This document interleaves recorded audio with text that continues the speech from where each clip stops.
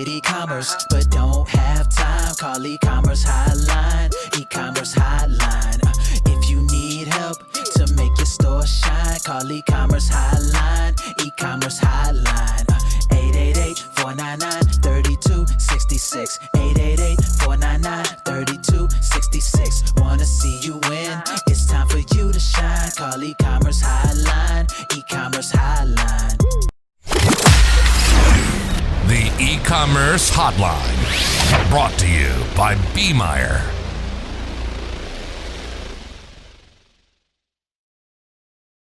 Hello, everybody. Welcome to a new episode of the Ecommerce Hotline by B. Meyer. I'm your host, Mayor Bianchi, founder of B. Meyer. B. Meyer is a full-service e-commerce development agency based in Brooklyn, New York, and I am joined today by Ari Messer, the founder of Little Data, which is a company that helps your company build their data foundation. And they have been a linchpin of the Shopify ecosystem and a really interesting provider. And so I've brought Ari on today to talk about his founder story, to tell you more about Little Data and what they're doing with brands and ways how they're innovating in the Shopify ecosystem. So welcome, Ari. It's a pleasure to have you. Consider you a good friend of mine in the ecosystem. And so thank you for gracing us with your presence. And why don't you tell the audience a little bit more about yourself and Little Data? Yeah, awesome. It's exciting to be here. You guys have always, longtime agency partners and do a great job. So, we've done some really interesting projects together. So that makes it extra exciting to be here today. I'm also based in New York. So yes, I'm the co-founder of Little Data. We started in the UK. So Ed Upton started the company back in the day. We were really early in Shopify. And then I joined him when they were starting to productize what they were doing as analytics consultants. And everything kind of grew from that. So we launched on Shopify at the end of 2017. And then long story short, I moved back to New York as we started to expand more in North America. And now here we are. Wow, that's amazing. So would you say that you've seen a lot of changes in the ecosystem in the last 7 years? It's really an exciting climate because for me, I've worked with Shopify off and on since 2014. So it's amazing what leaps and bounds it took from the 2014 to 2019 timeline, in my opinion. And then it just kept going from there. So you've obviously been on the earlier side of the wave. So what is it like, being a part of that history and really seeing this ecosystem develop and the company go from what was already a very powerful company to now a juggernaut and the household name of the e-commerce industry? You ask any random person and they've heard of Shopify. So, totally. What's your perspective on that? I mean, all the way down to subway ads in New York, right? Who would have thought? Yeah. We've seen it, really grow. And I think, in my opinion, a lot of Shopify success has just come through that laser focus on getting the basics of e-commerce right, like online e-commerce, traditionally for digitally native brands, but now we are also seeing a lot more to B2B on Shopify and sort of, more use cases. And it's really it's getting those basics right. And I think a lot of us in the ecosystem have built on top of it in order to create more robust, systems on top of the basics of Shopify for those bigger brands.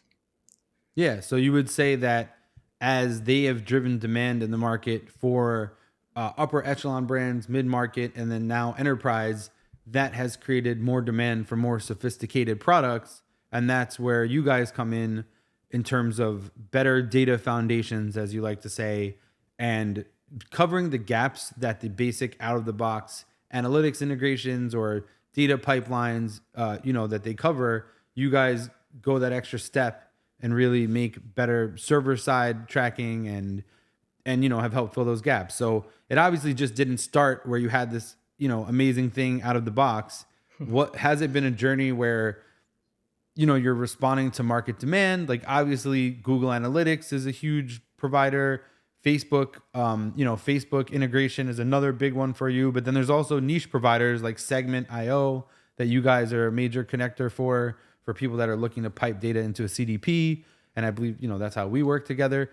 And so, I would say that from where you are now, which we're going to get into, which I know email and email integrations with the platforms like Klaviyo that people are using is what you're focused on at the moment. But before we get to where we are now, why don't you tell me a little more about your tech journey and like how you came into the e-commerce space? Were you always in e-commerce? Were you in an adjacent industry and ended up in this? Like, because I think what I see when looking at your company is like, it's very, you guys are very, like, you're experts at your subject matter, and it's not something that just happens accidentally. It's a very deliberate process because it's such an esoteric part of the field, yet a very important part of the field. So I've always found that to be really interesting because it's not something you can just like learn in one day. It's very scientifically oriented and it's very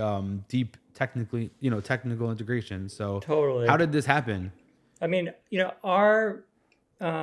came from a range of backgrounds, but all of us were doing, I would say, consulting with a range of sort of B2B and D2C and B2C brands. So, we'd kind of seen what are the overlapping analytics problems, like forget the vertical, forget the industry that everybody has.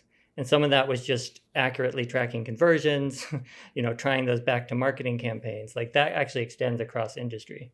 But then I personally was working with some companies that were building out integrations with Shopify, with Woo, with Salesforce Commerce Cloud, like what was then Demandware way back, right? And I had seen that when it came to e-commerce, not only were the stakes much higher because you were actually making purchases and then there was shipping and everything that happened next, but like it was always also worth a lot more to those companies to get all that tracking right. And so yes, because they were basing all their decisions on it. Yeah. Okay. So basically, because data and attribution is kind of a holy grail for brand owners and companies, because just my experience coming from working at a merchant and being on the retail side, that was always so important, right? Your profitability, your what advertising is working, what advertising isn't working, not just trying to divine the fates by what time of day it was, is really having a deeper understanding. And so so the decision was made, I guess, like to form a product, right? And that was because the Shopify ecosystem was something that was like a stable enough foundation to build that product on. And what was it like when you were first getting started? Yeah, well, in the early making days, those headways. Yeah. We experimented a bit with, we did make we have now made the decision not to do any kind of reporting in the app and just be more of a data pipeline. But at first you did. Okay. But at first we did experiment a bit with that. We were still building out custom reports. Some is sort of basically embedding what was then Data Studio into the app. Got it. But we found that actually it's all about, like I think many of us who've been on like some sort of founder journey, right? You have to really listen to the customers, and not only listen, but like get on calls with them, see how they're using the data, and understand how everything fits together. And so we had requests for certain things, like embedded dashboards in the app that actually nobody needed. So what they were really doing with the data was, getting an accurate idea of marketing channels that converted, and then sort of an unbiased view, but then pushing that data back to build better audiences, to like improve retargeting, reduce CAC, understand what kind of subscribers are more likely to like convert in different types of campaigns. So it was like over the years, we still, I guess, had the same foundation, but we moved away from any kind of reporting or buyer personas to data directly for action, just like push it back. A lot of these brands use the same types of destinations.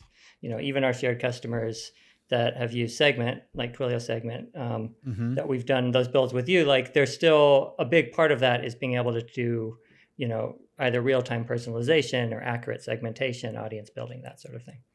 Exactly. So I would say that it wasn't so much the demand for visualizing data or looking at the data, it was the demand for interpreting data in the way that was helpful for the business. And so the more you've enabled that, the more you've seen it flourish, basically. For sure. And that, internally we say one of our values is being inspired by data, even at our own Interesting startup. And that's really how I think about it and how I've thought about it for a long time, because it's like no matter how, and in a way it relates back to the name of the company is Little Data. It's like, what's the little data that makes the biggest difference, not just more dashboards. Yeah, it's the 80/20 rule. It's a lot of the like, one little fact that you could learn about your business or one statistic might be the thing that keeps you going or helps you find some insight that could be a game changer. And so that's so true. And that's a really cool, name origin. Was it always called that, or did it have a different name back in the day? It was always called Little Data. And in a way, maybe the like meaning of the name has kind of shifted as we've evolved. But yeah, we were lucky that that was the name from the beginning and it kind of stuck. Yeah, because you could be like, oh, I just need a little bit of data. You know what? It's just the facts. But then at the same time, like once you live in a name long enough, you're gonna keep drawing new interpretations. Like, so I totally know what you mean. Like, Be Meyer came about as a, as a answer to a problem, but then like I was able to attribute some meaning behind it, and that wasn't like the initial intention. But of course, you got to make it mean something. So, anyhow, then the other thing that I think you guys do really well, and something that is probably like a very hot topic du jour in the e-commerce industry, is partnerships. So for example, we are an agency partner of Little Data. That's how I got this amazing hoodie that I'm wearing. Shout outs to print on demand companies. But the point I'm making is like partnerships, especially in your world where you're doing deep integrations with platforms. So not just agency partners where, hey, those relationships help create better communication and better relationships for customers, but partnerships with tech companies is probably at the core of a lot of what you're doing, because you need access to their APIs. You need to solve challenges that come up. So, I mean, that could be something that I think, what challenges do you face in that realm and how have you overcome them? And I don't mean like, specifics, but just more, what is a way for someone who's starting out to feel like, oh, hey, with my product or service, I don't have to be intimidated by, hey, there's this mega company. How do we get them to give us the time of day, or what's the, the right approach for that? Yeah, good question. We think about it initially, like I mentioned earlier, about like, let's go deep on the big parts of the typical Shopify stack that everybody uses. So that was obviously Google, and then Meta, TikTok, Pinterest are a little bit newer, and now Klaviyo is the first place we're pushing data back because A, we got support from them, but B, it's used by a majority of our merchants. After actually Google Analytics and Meta, it's like the next most common. And did you approach them, or did they approach you? We approached them. Yeah, Got it, and that's a case though where they've opened up this new app store, and we were excited to get in there. But it's also like, I guess, partly we're a little unique because we are a data integrator.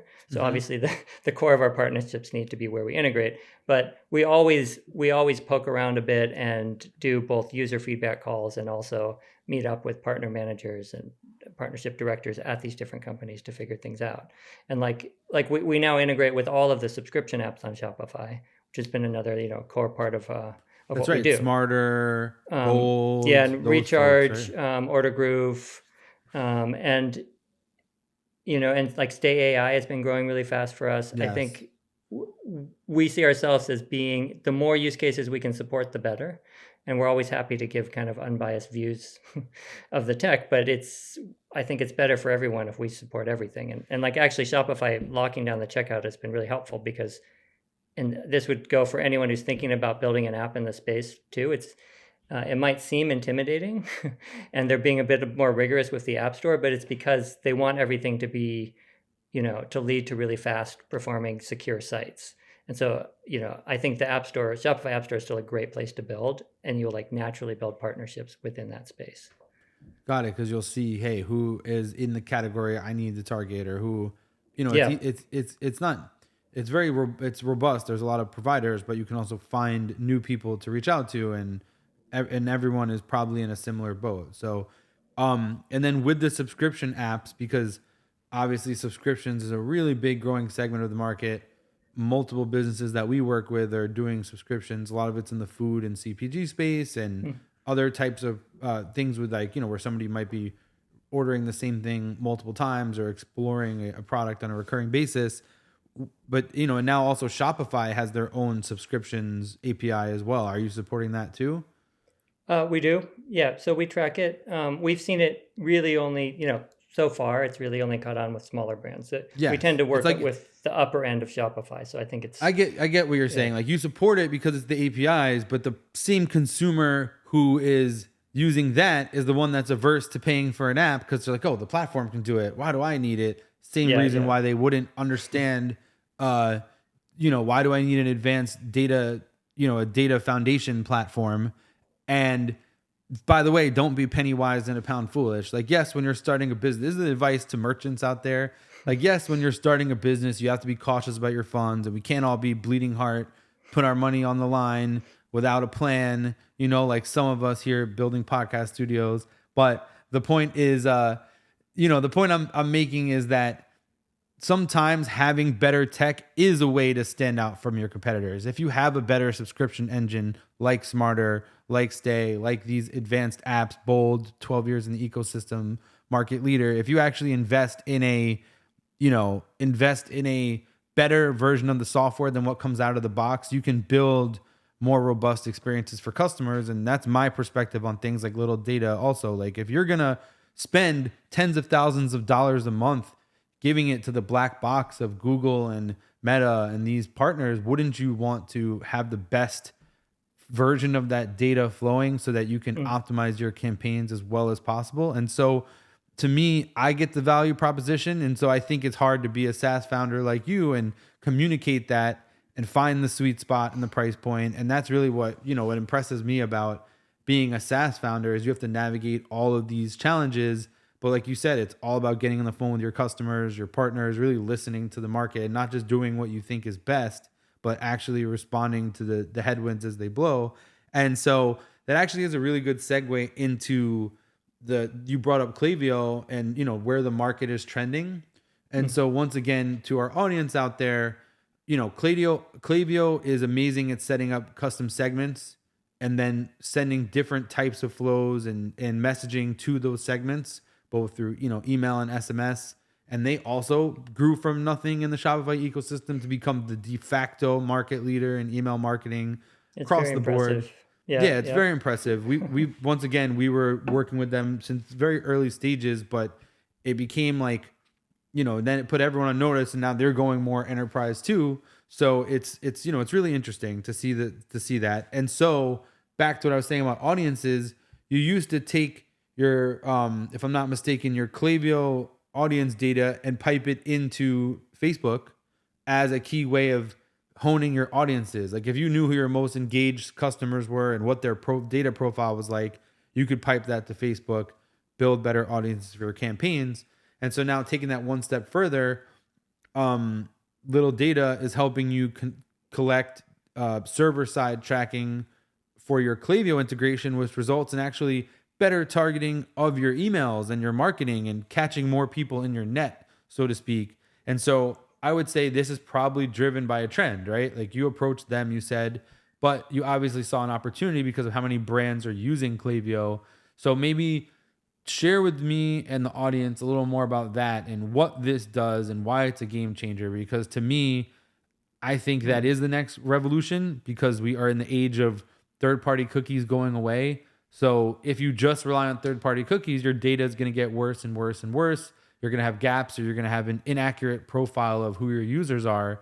And so that's where we see the rise of opted-in user data, which used to be called, zero-party data, first-party data. It goes by many names, but really it's accurate pictures of information from a source of truth, like either the customer telling you themselves or this server-side tracking, which is what's happening on the back end of Shopify. So why don't you tell us a little more about that and how you got here to the Klaviyo integration and you're totally right that it's all about kind of, not relying on third-party cookies and doing everything you can with zero and first-party data. And I think a lot of brands hear this stuff and then they get overwhelmed as they start to do research because everybody's saying different things. And now there's all these different AI tools, some of which work and honestly some which don't.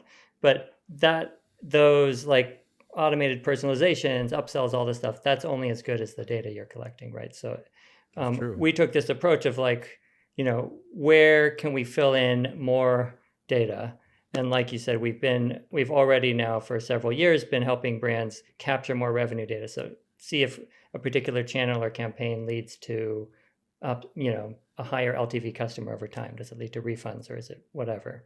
Or higher value ticket sales. And now we kind of move that back and we're like, what about the pre-checkout journey? And what can we do with first party data that could actually improve those audiences while still being privacy compliant? So that's where the Klaviyo integration came from. It's basically a way to, radically increase the audiences. I would say the like targeted high intent audiences for abandoned browse and abandoned cart campaigns. So someone's added something to a cart, but they just didn't purchase, but maybe they'd signed up to a email newsletter in the past, or found you on social and then came to your site, whatever. We're kind of stitching that stuff together, and then you just push it right back into Klaviyo. And like you were saying, use one of even their default flows, or, work with a good agency to build out a more complex flow. And then boom, you are essentially marketing to those customers that have much higher intent. And do people have to turn off any of the default JavaScript integration, like the stuff that comes when you install Klaviyo's connector or No. Shopify out of the box? Or Good question. Yeah, because we haven't really synced on this yet. We might as well do it live on the podcast, right? So hey, I'm just yeah. No, so essentially with Klaviyo in particular, we're adding new events. So they're actually labeled, add to cart little data, and then you can go in and just create an additional flow that's triggered by that event. Got it. So it's enrichment. It's not overwriting or on top of what Klaviyo is default collecting. It's a new set of events. It's enrichment for sure. So it's kind of enriching the profile. That's one way to think about it. Like you could compare, like if these two things match, it's even more certain, right? And how are you seeing, the other way, just a question back for you is like, we also now via our segment integration, we have a number of merchants on. I think the biggest are probably Braze, Iterable, and Dot Digital for like the kind of larger platforms for the much more upmarket brands. And they're using us to do the same kind of thing, but it's going via segment. So they use little data to go from Shopify to segment, and then from segment back to those destinations. Is that like a common use case that you're seeing as well?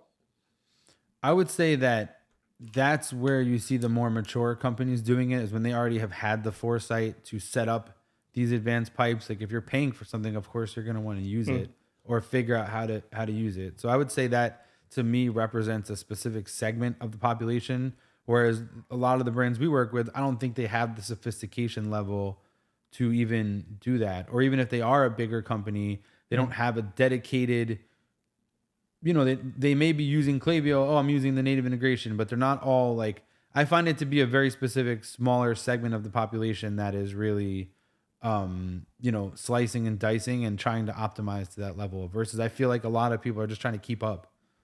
That makes sense. And, merchants, I'm still surprised, even as we've gone more up market, that there'll be a $10, $20 million GMV brand, sometimes even bigger, that's still only a couple people running.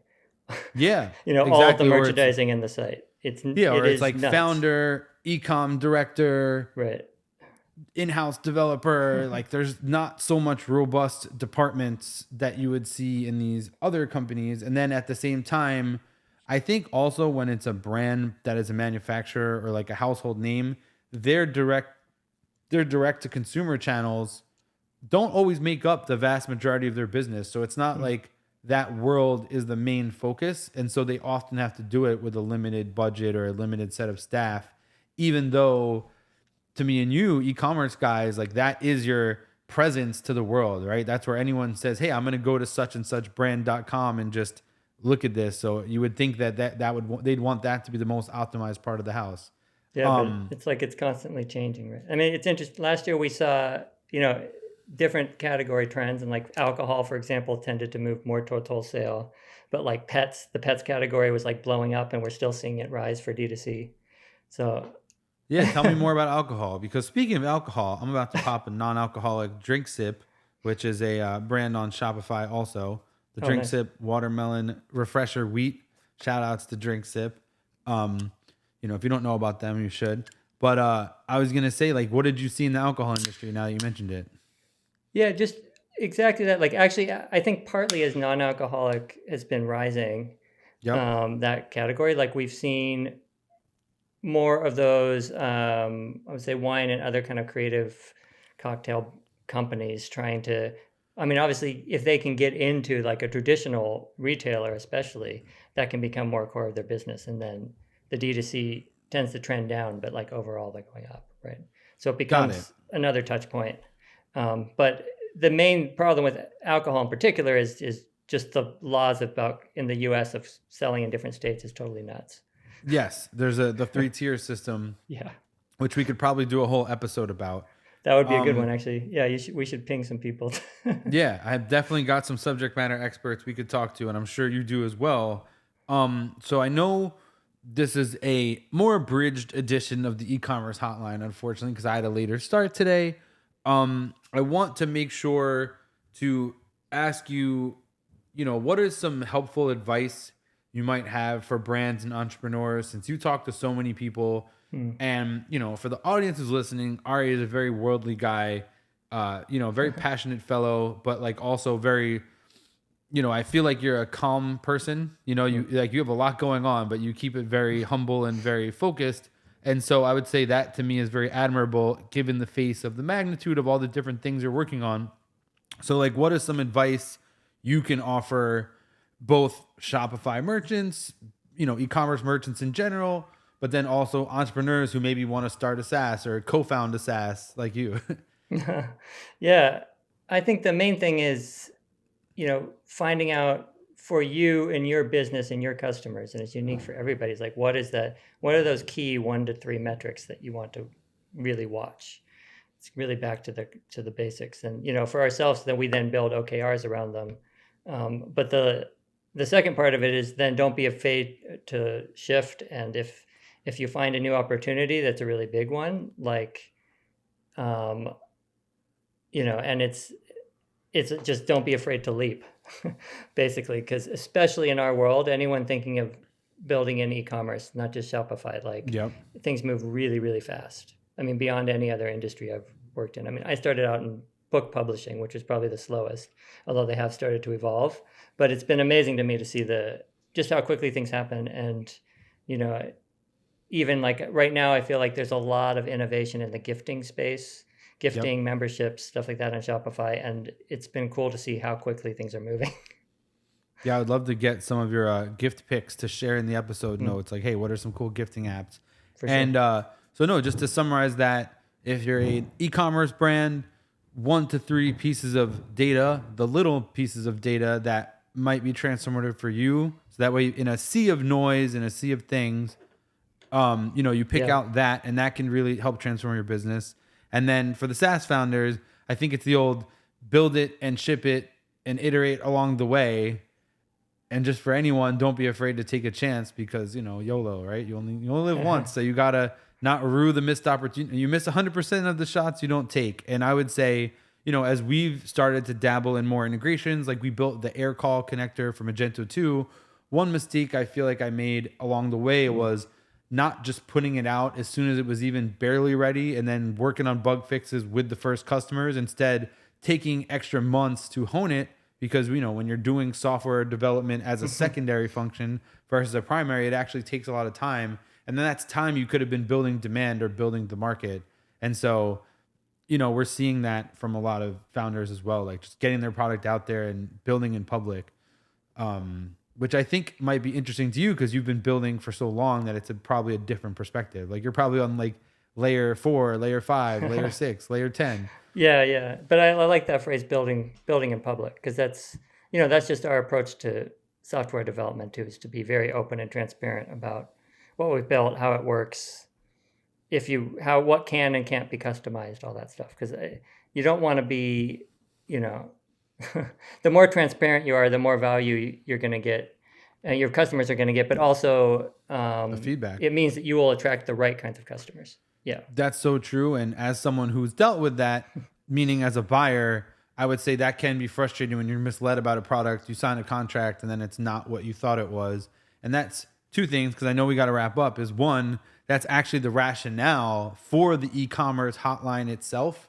This was a long running concept that we can't get into now because we don't have time. But basically the e-commerce hotline, the actual 888-499 ecom, the catchy jingle, is designed to be something you call when you're in a scenario like that and you need some guidance and you don't know where to turn. It's like like not equating it with the real hotlines, which, really are important for the fabric of our life, like suicide hotline, domestic violence hotline, gas emergency hotline. But just like that, in e-commerce, sometimes you don't know where to turn.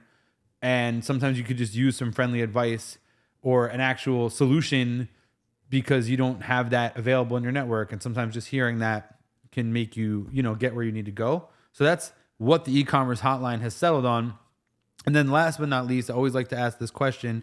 Are there any causes, life causes, right? Like I'm a big passionate supporter of heart disease awareness now that I've been going through my own struggle with HCM and learning all about it and trying to make a difference in the e-commerce world by letting people know get screened for heart disease. What about you? Is there any causes that are personal to you that you would like me to spread the word about or, to talk about that you want to share with the audience? Even if it's not deeply personal. A lot of stuff anything. related to, the oceans and clean water. I think I can pop some links in after, but there's, I've been involved with like Save Our Shores for many years. And I think that's, the planet is not in a good condition. Yeah. And also like, just like humans can make an impact on destroying it, we can make an impact on cleaning it up. Like that New York oyster project is so impressive, what they did with the New York harbor and actually having oysters come back and the water be clean enough to attract that type of ocean life. So yeah, shout outs to clean water. We all depend on that. And that's actually something that's, affecting my local town right now is there's like, a development being built that can impact the water quality and, there's just tributaries and reservoirs and, the water is probably going to be the source of a lot of conflicts over the next, it's already happening. So thank you for enlightening us to that. I just want to say thank you for being on the show. I would love to have you back or like we said, do a discussion with people around some topics. Thank you for being here today. Ari, would you like to say any last words for the audience here before we wrap on our deadline? That's that's great. Thanks to you guys for being great agency partners. And, we're the same. I love the concept for e-commerce hotline. And we're also always available. Anyone who has data questions, our team's happy to look, do an audit, whatever, just chat about data because it's... shout outs to, go ahead. Yeah. Shout outs to Little Data and their support team and their founder team. You guys are very approachable. And I think that's also really refreshing in this ecosystem is people that just want to help and solve problems. And it's regimented, but it's not so blanketed by secrecy. It's just about helping. So I really do appreciate that. Awesome. This is the e-commerce hotline. I'm Mayor Bianchi. This is Ari Messer, and we are signing off until next time. Have a lovely rest of your day, and I hope you enjoyed listening. Thank you. Peace, guys. See ya. If you need help with e-commerce but don't have time, call the e-commerce hotline. If you need help to make your store shine, call the e-commerce hotline. Your store needs improving, don't deny. Gotta call e-commerce hotline. Call 888-499-3266. Your store will be fine. 888-499-3266. Make your store shine. E-commerce hotline. E-commerce hotline.